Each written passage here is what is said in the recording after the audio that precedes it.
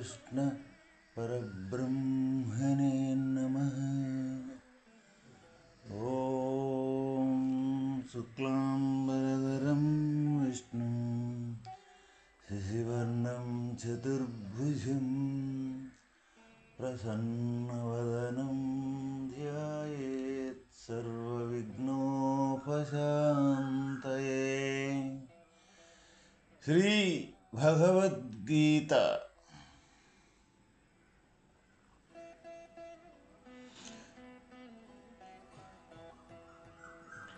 ఆత్మ వినిగ్రహ. ఇచ్చట ఆత్మనగా మనస్సు, ఇంద్రియములు అని అర్థం. మనోనిగ్రహము, ఇంద్రియ నిగ్రహము తప్పక సంపాదించవలెను. నిగ్రహము అని చెప్పక వినిగ్రహము అని చెప్పుటచే ఇంద్రియమనంబులను పరిపూర్ణముగా నిగ్రహించవలనని భావము. ఏలయనినా స్వల్ప నిగ్రహాదులను బలవత్తరమగు మాయ ఎప్పుడైనను పడగొట్టవచ్చును. ఇంద్రియార్థేషు వైరాగ్యమనహంకార ఏవ చ జన్మ మృత్యు జరావ్యాధి దుఃఖదోషానుదర్శనం. ఆత్మసాక్షాత్కారమునకు వైరాగ్యము చాలా అవసరము. మనస్సు శబ్దాది విషయములపైకి పరిగెడుచున్నచో ధ్యానమందు ఏకాగ్రత కుదరదు. కాబట్టి దృశ్యభోగముల నుండి మనస్సును అంతర్ముఖముగా మరలించుటకై సాధకుడు వైరాగ్యమును తప్పక ఆశ్రయించవలెను.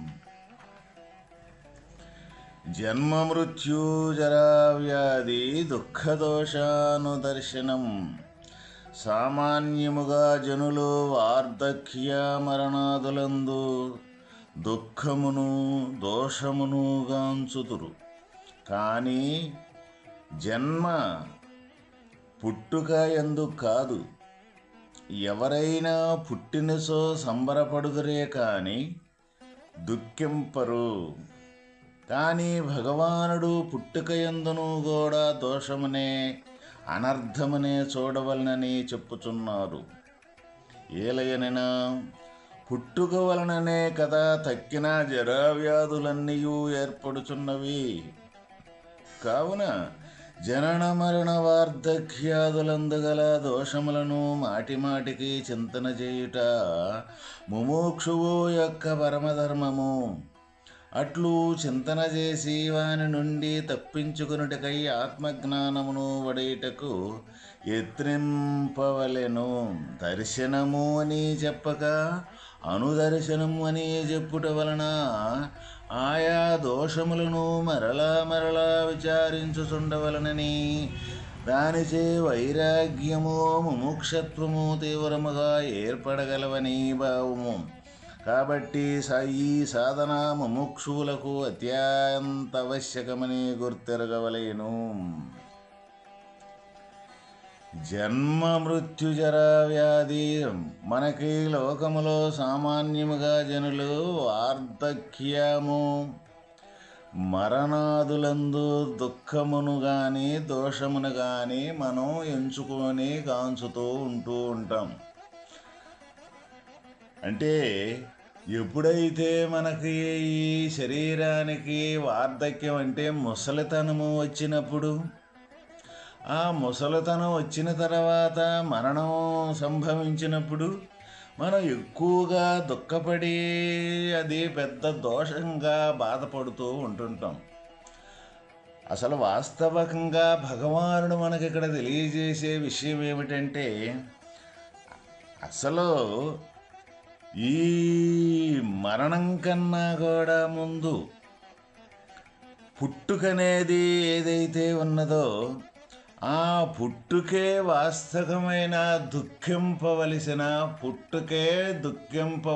పని అని మనకి ఇక్కడ తెలియజేయటం జరిగిందనమాట. మనమేం చేస్తూ ఉంటాము? పుట్టినప్పుడు మనం ఎంతో సంబరపడిపోతూ ఉంటాం. మాకు మగపిల్లవాడు కలిగాడు, లేకపోతే ఆడపిల్లవా కలిగింది అని ఆ పిల్లల్ని చూసుకొని మనం ఎంతో సంబరపడిపోతూ ఉంటాం. కానీ భగవంతుని యొక్క దృష్టిలో పుట్టుకే ఒక దోషము.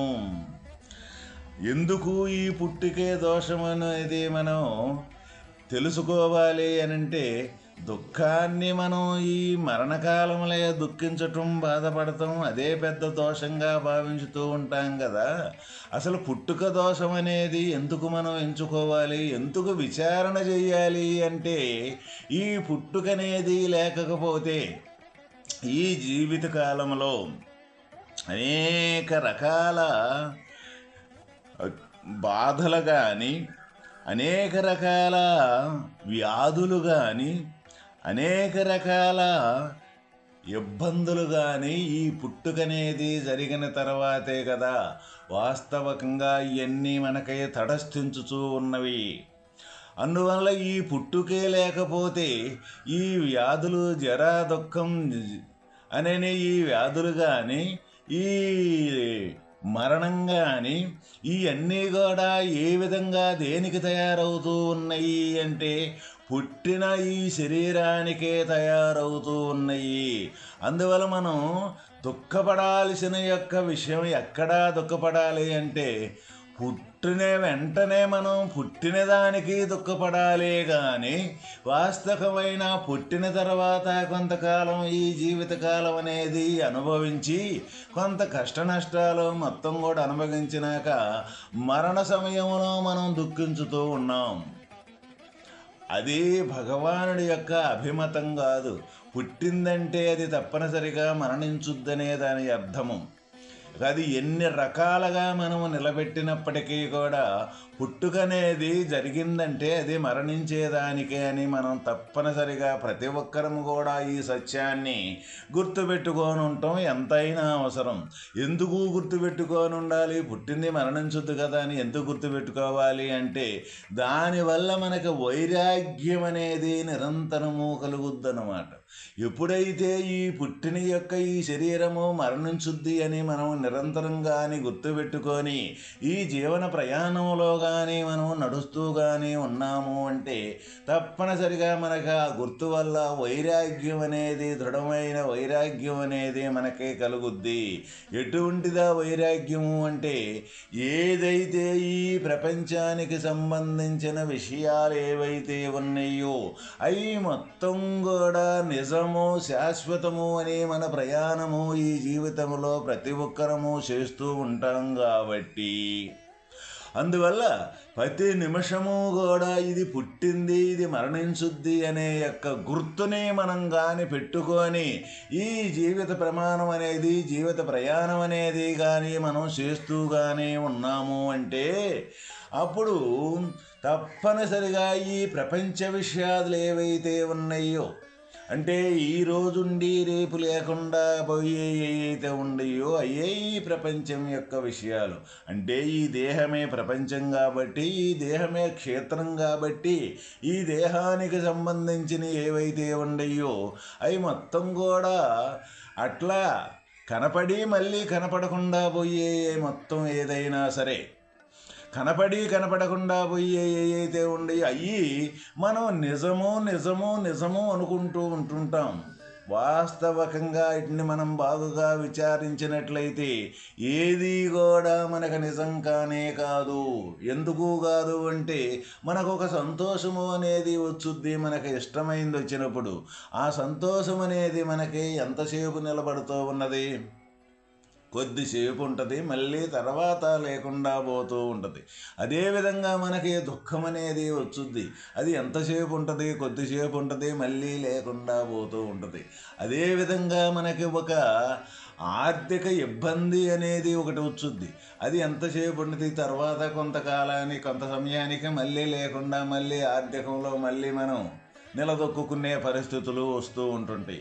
కాబట్టి ఒక ఈ ఒక బాధాకరమైన విషయం ఏంటిదంటే మనకు ఒక రోగం అనేది తయారవుద్ది, మనకు అనారోగ్యం అనేది తయారవుద్దంటే అది ఔషధాలు మనం ఇప్పించి దాన్ని బాగు చేసుకునే పరిస్థితి వచ్చి మళ్ళీ ఆరోగ్యకరమైన విషయం వచ్చుద్ది. ఈ విధంగా మనం ఈ జీవితకాలంలో ప్రతి ఒక్కటి కూడా వస్తూ ఉంటాయి, పోతూ ఉంటాయి, వస్తూ ఉంటాయి, పోతూ ఉంటాయి. ఇవన్నీ మనకు జరిగే నగ్న సత్యమే కదా, వీటిని ఎవరూ మనం కాదనుకోలేము. అయితే ఇక్కడ కాదనుకోవాల్సింది ఏంటిది అంటే ఇవన్నీ సర్వసమానంగా జరిగేటప్పుడు ఈ నిజము అనుకునే ఏ లంపకం అయితే ఉన్నదో ఆ నిజము అనుకునే లంపకాన్ని వదులుకోవటం ప్రతి ఒక్కరి యొక్క కర్తవ్యం. ఆ నిజం అనుకునే లంపకాన్ని వదులుకోవాలి అంటే ఇది ఎప్పుడూ కూడా అశాశ్వతమైనది అన్న విషయాన్ని మరవకుండా ఉండటమే ఇక్కడ వాస్తవమైన ఇది నిజం కాదు అని మనం దాన్ని వైరాగ్య భావనతోటి మనం చూడగలుగుతాము. అప్పుడే మనకి ఈ లంపకం వదిలిపోతూ ఉంటుందన్నమాట. మరి అటువంటి వైరాగ్యం మనకు తయారైతే ఈ లేఖనే ఉండట్టు కనపడే ఈ ప్రపంచానికి సంబంధించిన విషయాలు ఏవైతే ఉన్నాయో అవి ఈ శరీరానికి సంబంధించినవి కాబట్టి ఈ శరీరం ఈ రోజుండి రేపు లేకుండా పోతూ ఉంటుంది. ఈ శరీరంతో కూడుకున్న ఆలోచనలు కానీ కర్మలు కానీ సమస్తం మొత్తం ఏదైతే పేరు ప్రఖ్యాతలు గొప్పలు ఆర్థికం ఆర్థికం లేవిడి ఈ రోగబాధలో ఈ మొత్తం కూడా ఈ రోజుండి రేపు లేకుండా పోయే ఈ కాలంలో తయారయ్యి ఈ కాలంలోనే ఈ కలిసిపోతూ ఉన్నాయి. అసలు వాస్తవమైనది నిజం కాదు, ఇది అశాశ్వతము. ఇది ఎప్పుడు కూడా ఎట్లా కనపడి ఎట్లా కనపడకుండా పోయి ఒక మాయ. ఇదంతా కూడా ఈ మాయ అనే చక్రంలో మనం తిరుగుతూ ఉన్నాము అని ఎవరమైతే మనం దృఢంగా ఇటువంటి విషయాన్ని దృఢంగా తెలుసుకొని ఇది మాయా అని దృఢంగా నిలబడగలుగుతామో ఏ రోజుకైనా ఇది అశాశ్వతమైంది శరీరం అని మనకి ఎప్పుడైతే దృఢత్వం ఏర్పడుద్దో అప్పుడు ఇక దీని మీద మనకి దీనికి సంబంధించిన విషయాల మీద దీనికి సంబంధించిన యొక్క విధానం మీద మనకు వైరాగ్యం అనేది తయారవుద్ది. ఈ వైరాగ్యం అంటే ఇష్టత అనేది దీని మీద మన లేకుండా పోతుంది. వైరాగ్యం అంటే ఎటో మనకు అనేక రకాల అపోహలు ఉంటాయి. వైరాగ్యం అంటే మన ఇల్లు ఆకిలి భార్య పిల్లలు కుటుంబం మొత్తం కూడా వదిలేసి ఏ అడవులకో పోయి ఏ సన్యాసం పుచ్చుకోవటమనో లేదా అక్కడ ఉండి తపస్సు చేసుకోవటం అనో మనకు అనేక రకాల అపోహలు ఈ ప్రపంచంలో మన పూర్వీకులు చేసిన కొన్ని చెప్పినవి కానీ విన్నవి కానీ మన అపోహలు ఎన్నో ఉంటాయి. వైరాగ్యము అంటే వాస్తవమైన తత్వము ఏది, అవాస్తవమైన తత్వము ఏది అంటే అబద్ధం అంటే ఏంటిది, నిజం అంటే ఏంటిది, ఈ రెండింటి యొక్క విచక్షణని సంపూర్తిగా తెలుసుకొని తత్వం వైపు శాశ్వతమైన సత్యం వైపు ప్రయాణం చేయటమే ఇక్కడ వైరాగ్యము.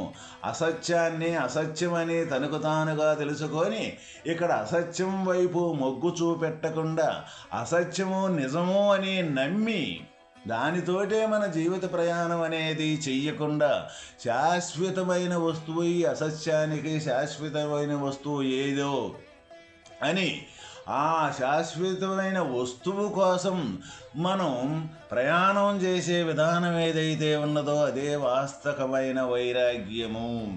వైరాగ్యము అంటే తను అబద్ధాన్ని నిజం అనుకొని ప్రయాణం చేసేది ఏదైతే ఉందో ఆ నిజం మనం అబద్ధాన్ని నిజం అనుకున్నాం కాబట్టి అది నిజం కాదు, అది అబద్ధము అని నిశ్చయించుకొని శాశ్వతమైన వస్తువు నిజమైన వస్తువు ఏదో ఉందో ఆ నిజమైన వస్తువు కోసం ప్రయాణం చేసే యొక్క మార్గమే ఇక్కడ వాస్తవమైన వైరాగ్యము.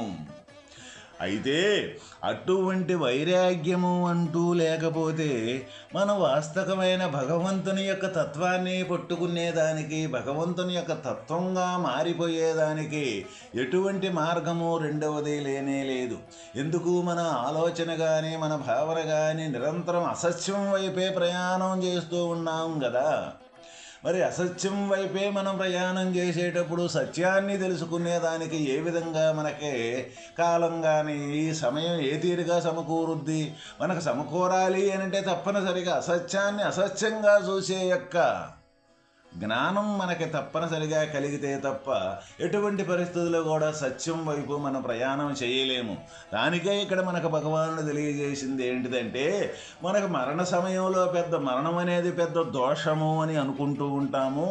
మరణించితే అనేక రకాలుగా దుఃఖపడిపోతుంటాం, బాధపడిపోతుంటాం. ఆ రకంగా చేశాడు, ఈ రకంగా చేశాడు, మమ్మల్ని ఏ తీరుగానో చూశాడు, ఎంతో పోషించాడు, అనేక రకాలుగా తను చేసిన కార్యకలాపాలు మొత్తాన్ని కూడా వర్ణించుకుంటూ ఎంతో బాధపడి ఎంతో దుఃఖపడిపోతూ ఉంటాము. కానీ వాస్తవికంగా దుఃఖపడాల్సిన విషయం ఏమిటంటే, మన పుట్టుకతోటే దుఃఖపడాలి. ఎందుకు పుట్టుకతోటే దుఃఖపడాలి అంటే, పుట్టడంతో మనం సంతోషం అనేది ఏదైతే ఉందో ఆ సంతోషాన్ని వదిలి దుఃఖాన్ని ఎందుకు అక్కడ దుఃఖపడాలి అంటే, ఈడు నాయన ఈ భూమి మీదకి ఈ శరీరాన్ని ధరించుకొని ఈ జీవుడు వచ్చాడు, ఎన్నెన్ని అవస్థలు పడాలో ఇక్కడ ఈ పుట్టినాక, ఈ మరణం లోపు ఎన్నెన్ని ఈ రోగబాధలు కానీ, ఈ కష్ట నష్టాలు కానీ, ఈ సుఖదుఖాలు కానీ, అనేక రకాల సమస్యలతోటి నానమైన ఇబ్బందులు పడాలి కదా. ఈ పుట్టుక అనేది ఒక మరణం కంటే ఇంకా బాధకరమైందని ఆ విధంగా వాస్తవమైన సత్యాన్ని మనం విచారణ చేసి పుట్టుకతోడనే మనం దుఃఖం పడాలి, కానీ వాస్తవమైన మరణం అప్పుడు కాదు దుఃఖపడాల్సింది అని మనకు భగవానుడు ఇక్కడ తేటతల్యంగా తెలియజేస్తున్నారు.